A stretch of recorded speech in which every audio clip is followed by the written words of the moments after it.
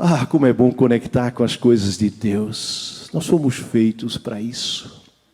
A gente tem que treinar um pouco o nosso coração, porque ele é um pouco pá virada, ele fica ansioso, ele busca resolver sozinho a vida. Então, esse treino espiritual, ele é profundamente importante. O tema de hoje, a partir de Eclesiastes, vários temas, e hoje é luto. Se você nunca passou um luto, que bom para você. Mas eu vou também dizer, um dia você vai passar. Porque alguém muito querido um dia vai partir antes de você. Ou você vai partir e vai deixar pessoas enlutadas. Que dureza, né? Uma mulher vai ter um sábio da aldeia com um filho morto nos seus braços. E ela diz: sábio, por favor, faça reviver o meu filho. E o sábio diz a ela: ok, eu posso até fazer isso, mas eu preciso que você me encontre grãos de mostarda. Ah, isso é fácil. Mas você precisa encontrar grãos de mostarda numa casa que nunca experimentou um luto. Aí a mulher foi na jornada e foi de casa em casa. Vocês já perderam alguém? Vocês já perderam alguém? Ah, sim, meu pai, minha mãe, já perdi um avô, perdi um irmão, perdi uma criança. Perdi a esposa, perdi o esposo.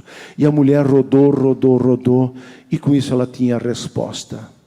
Ninguém de nós está livre dessa realidade. Aliás, nada é mais certo do que a morte. Você sabia que aos 16 dias da fecundação de um esperma com um óvulo, aos 16 dias o coração começa a fazer puc, puc, puc, puc, puc, puc. Aos 16 dias. O corpo não está nem formado ainda, é só uma substância informe, como diz o Salmo 139, e tem vida. A partir de então, você está sujeito à morte. E cada dia, eu sempre digo, se Deus não tivesse um olhar especial sobre os nossos filhos, eles não sobreviveriam se Deus não tivesse um olhar especial. Verdade, pessoal. Eu lembro que o nosso filho Gabriel, que hoje está aí no som, quando ele tinha uns 4, 5 anos, nós fomos à praia, e quando nós abrimos o fusquinha, ele já saiu e foi direto numa tomada que estava aberta lá, sem a capinha. Minha irmã Mônica foi lá e pega ele, ela leva um choque, e o Gabriel sai andando. Caramba! Dessas histórias, vocês sabem que você chega até a janela, o menino está lá na janela e você... que sorte! Eu sei que ainda tem, às vezes, infelizmente, tragédias. Mas Deus tem um olhar sobre todos nós, porque a vida, Ele nos deu ela, Ele mantém ela, e um dia Ele também chama a gente. Isso é a morte. O problema é que nós queremos um tabu, conforme Cortella nos diz. Ele diz que a gente criou um tabu. Cortella, esse aí que tem esse cartaz agora aí na mão. Cortella, ele diz que nós queremos um tabu. Porque a morte hoje foi terceirizada. A gente coloca os nossos idosos aos cuidados de, redundância agora, de cuidadoras, cuidadores. A gente terceiriza nossos idosos muitas vezes quando deixa eles nos asilos. Que bom que tem ótimos asilos, sou muito grato. Isso acho que é um trabalho maravilhoso, porque às vezes não tem como cuidar de idosos. Muitas vezes os idosos são terceirizados, então no hospital, eles vão ficar no quarto, na UTI, e a gente perde aquela noção antiga de acompanhar o idoso até que ele venha a óbito. Ontem fiz o sepultamento de um senhor, hoje posso citar o nome, Helmut Schmidt, 95 anos, eu nunca vi coisa igual. Ele tinha 2 filhas, essas filhas já tinham vários filhos, e esses vários filhos agora já tinham 7 bisnetos do seu Helmut. E tudo uma tropinha de 4, 5 anos. Eles estavam o tempo todo ao lado, na minha fala, e tinha uma galeguinha lá que pegava nele e fazia o carinhozinho, vou, e todos deixaram uma rosinha, e uma delas começou a chorar amargamente, porque ela dizia todo dia para esse avô, para o bisavô, eu te amo. E ele era muito querido, ele era muito amável. E aí eu achei interessante que essas crianças estavam juntas. Isso não é tão simples processar, mas faz parte da vida o morrer. E as crianças deveriam ser, quanto antes, claro, com devido cuidado, mas não deveriam ser privados desta realidade. Pessoal, nós poderíamos continuar e falar muito. Infelizmente, a morte muitas vezes foi tão distanciada que quando ela vem, ela é muito estranha, por mais que ela faça parte. Neil Pariska, que ele fala da equação da felicidade, ele diz que nós agora, os últimos 30 anos, é a primeira vez que nós temos uma geração que não se preocupa mais com a morte, nem com a sobrevivência, mas até os nossos pais, a única coisa que eles tinham para lutar era para dar conta da vida, ter a sua casa, seu casamento, ter filhos. Hoje essa geração, ela diz, como eu posso ser feliz? Eu tenho o direito de ser feliz. Essa era a grande preocupação. Mas a pandemia trouxe de volta um pouco esse lance da morte. Ela veio próximo, ela veio muito, muito próxima. Ela veio perto de muita, muita gente. Queridos, é uma realidade que está aí. E eu gostei aqui de uma senhora, aliás, a frase, por favor, o próximo slide. Essa Victoria Herzberg é uma decoradora famosa e ela perdeu um filho aos 18 anos por um câncer. Câncer antigamente era uma realidade para a gente de idade. Hoje ela também já afeta também pessoas mais jovens. E ela entrou num luto profundo. E ela diz, ou você se envolve na vida, ou por causa do teu luto, os vivos acabam desistindo de você. Porque se tu mergulhar muito profundamente na tristeza, as pessoas não sabem mais como acessar você e você não dá margem para acessar. Você sucumbe sob esta dor. Então ela transformou a dor dela numa experiência.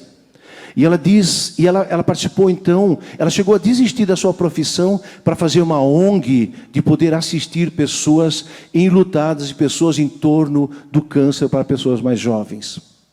E ela diz assim, antes eu perguntava, por que meu filho?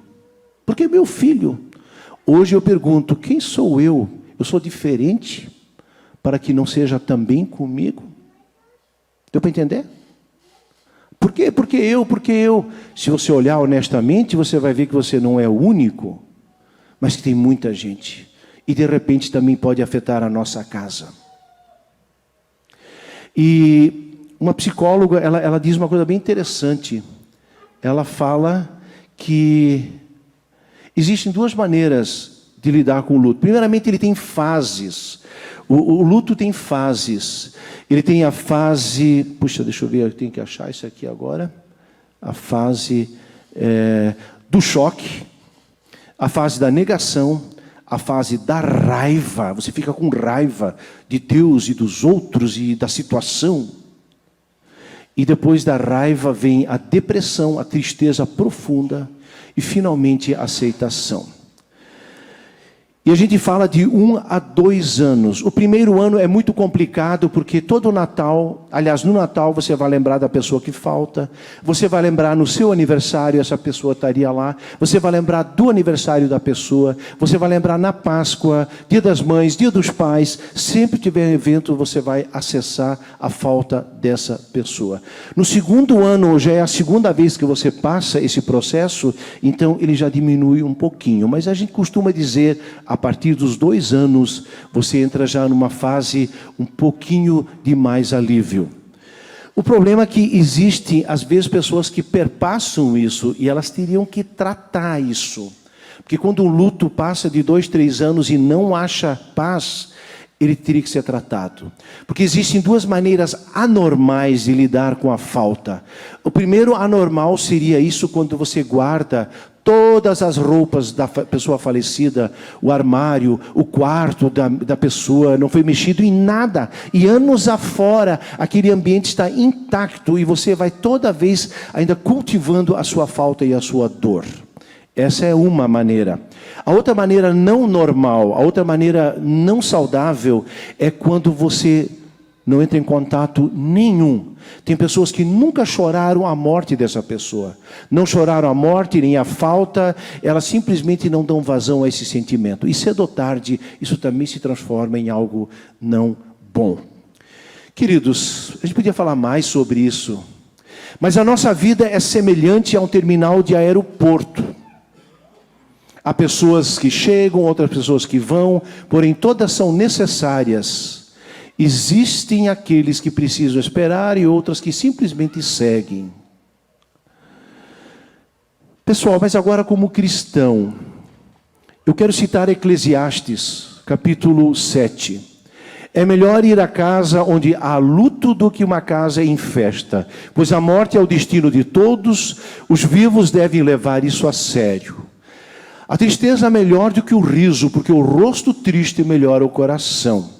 O coração do sábio está na casa onde há luto, mas os tolos na casa há alegria.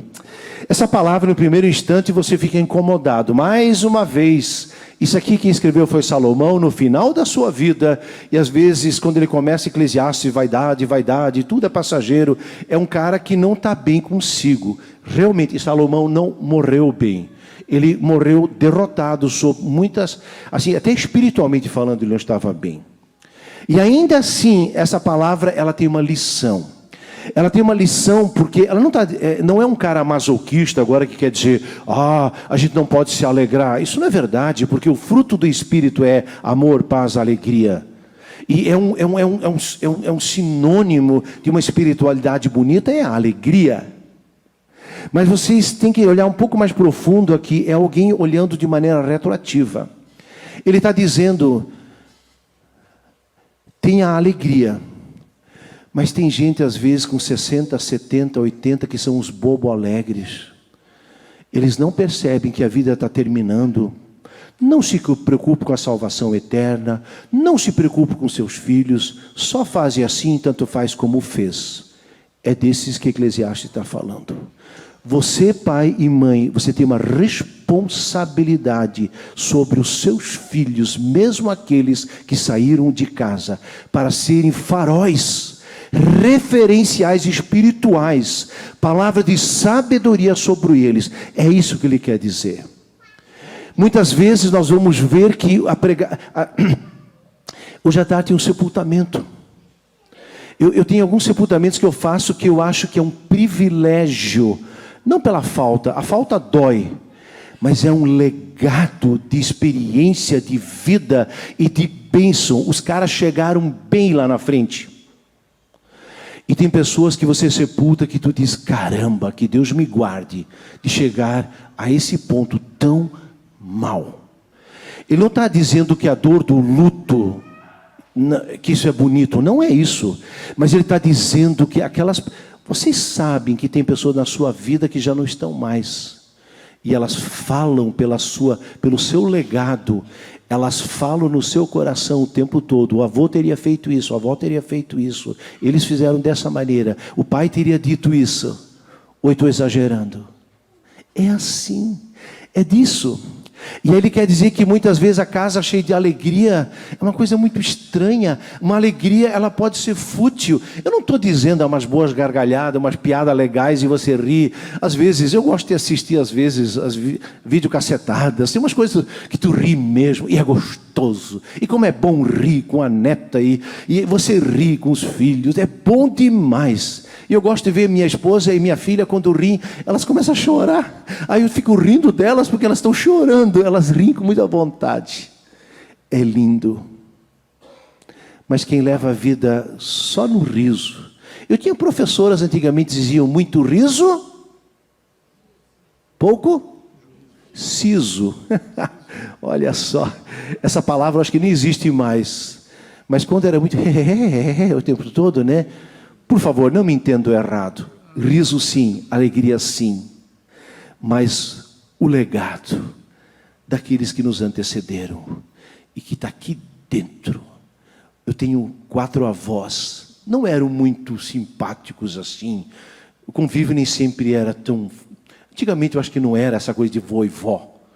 Mas 4 avós que deixaram um legado dentro da nossa família. Sou grato a Deus pela vida deles. Sou grato para meu pai de 92 anos e minha mãe de 84. Eles estão bem pertinho da eternidade. Eles vivem, mas não está fácil no momento.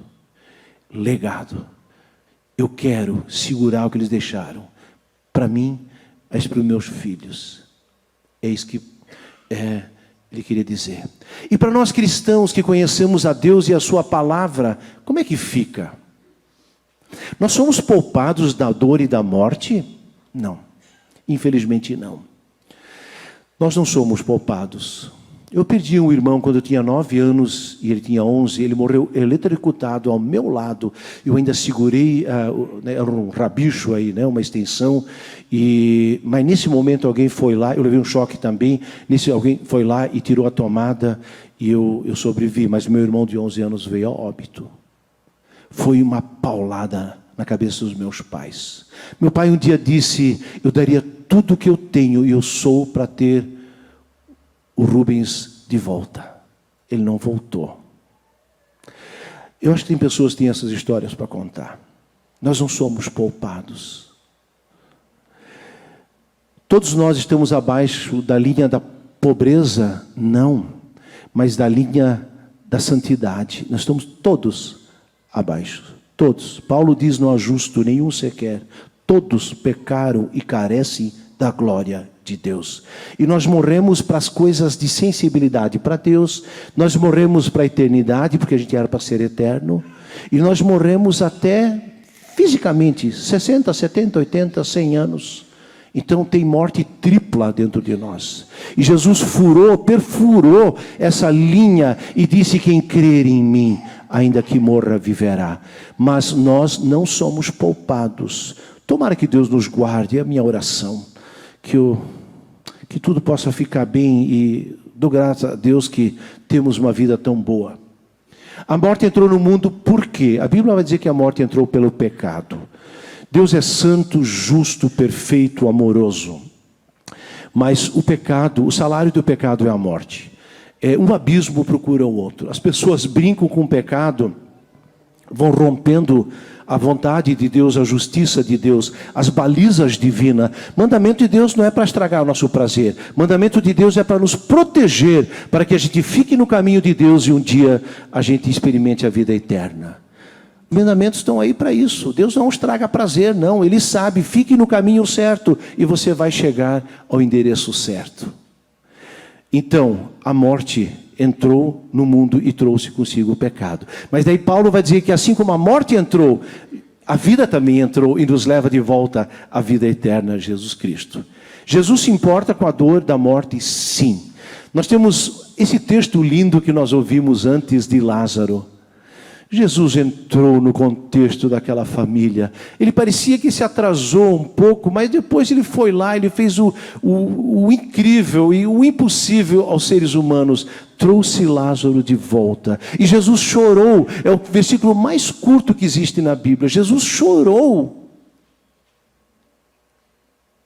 E trouxe de volta o Lázaro. Mas esse mesmo Lázaro, depois de alguns anos, ele veio a óbito, de novo. Ele morreu, porque nós, abaixo dessa linha da santidade divina e da vida eterna, nós todos vamos morrer.